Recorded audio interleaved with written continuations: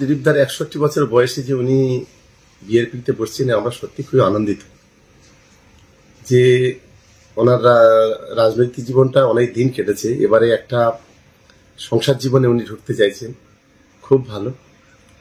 তবে ওনাকে একটু সতর্ক থাকতে হবে, যেভাবে এতদিন ব্যাটিং করেছেন, যে ইনিংসটা খেলেছেন, সেই ইনিংসটার এই ইনিংসটার মধ্যে অনেকটা তফাৎ আছে। এই তফাৎটা ওনাকে প্রথমেই বুঝতে হবে। আমি মনে করি যে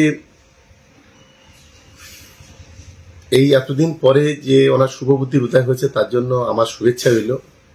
ওদের দাম্পত্য জীবনটা খুব সুখী হোক, এবং আমাদের যদি একটু নিমন্ত্রণ করতো ভালো হতো। দিলীপদার বিয়েতে খাওয়ার খুব ইচ্ছা ছিল, আমি খুব খুশি। আমার শুভেচ্ছা পুরোপুরি রইল। তবে দিলীপদাকে আরেকটু অনুরোধ করব যে ওনার একটা সহকর্মী আছেন, তার একটু মাথা খারাপ, সেও অকৃতদার, তার বিষয়টি একটু দিলীপদার ভাবার জন্য অনুরোধ করব।